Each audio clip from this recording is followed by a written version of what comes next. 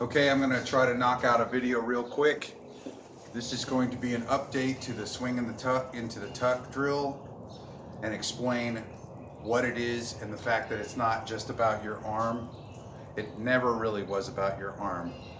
But that being said, the next level of explanation is to understand how we wind up on the back leg, which I spoke about before, and how that equates into a full throw. So the full throw is essentially you end up in a position where you're at about 45 degrees to the target, closed. This is the position you see all the pros get into in their run-up, right?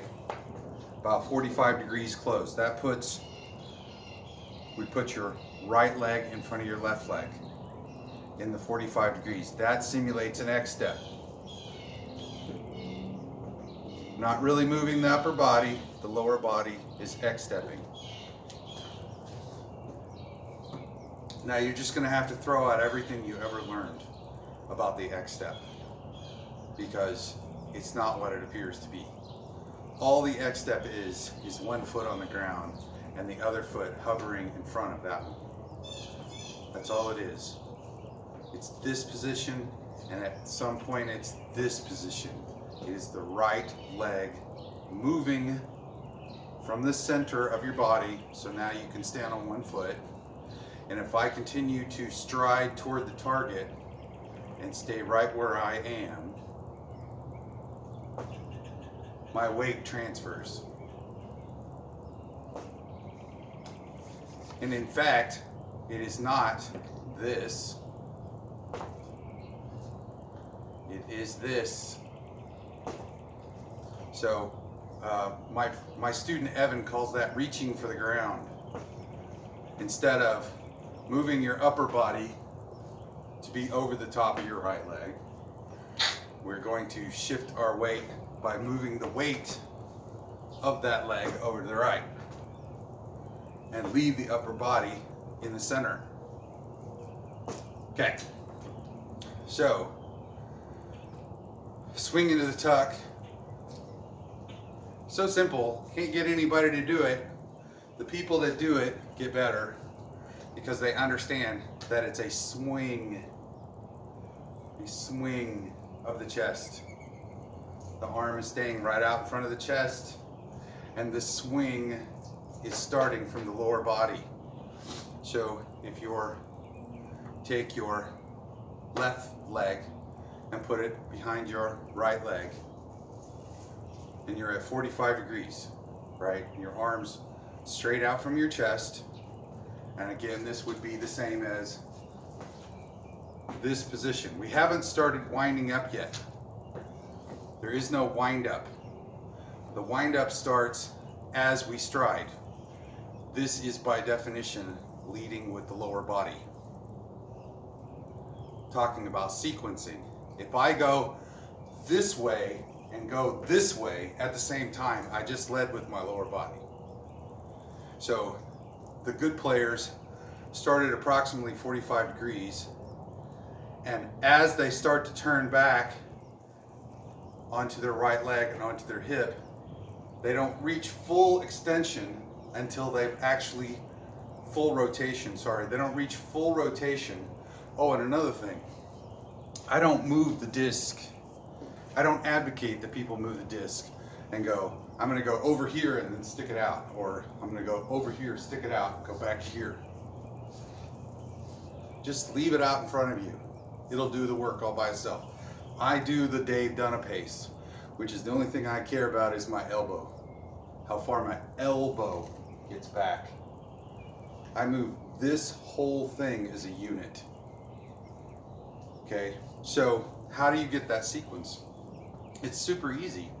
You practice going, I'm going to wind up and step, and I'm going to keep winding up as I step.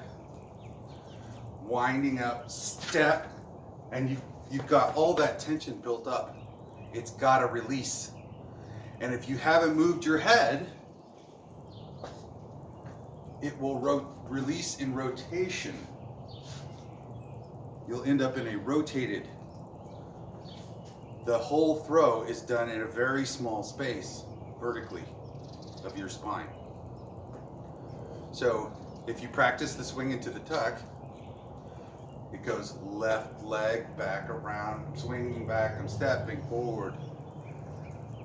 This is just a micro, I'm actually swinging my knee, right? Swing my knee, it's a little micro throw. If I said, okay, I want to X step, same thing. Same thing.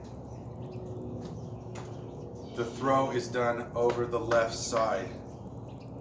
The head stays essentially over the left side almost the entire time of the part before the hit.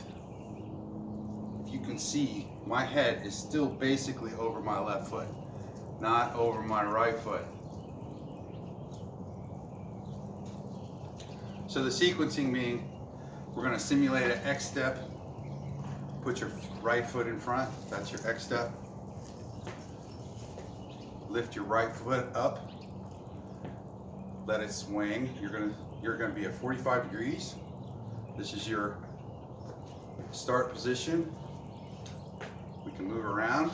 Okay. From there, I'm going to swing back. I'm going to start swinging.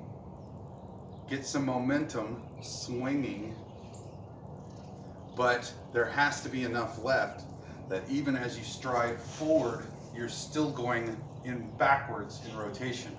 So I'm starting my stride. I'm not doing it with my upper body. I'm just letting my right side find the ground. This is not easy to do in half speed. So if you go, heck of a lot easier. Take all this tension built up in this hip and you fire it forward around your plant foot. Oops. My porch has got dew in it. Well, anyway, that's how to do it.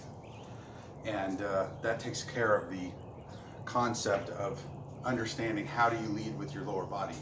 By definition, if your upper body is still coiling and you stride toward the target and you don't finish coiling until you've already strode toward the target, that is by definition leading with your lower body.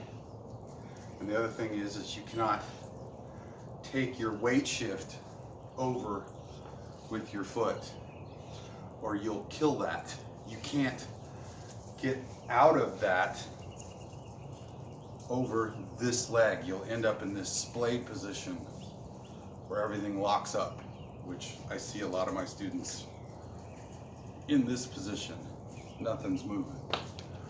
Okay, thanks.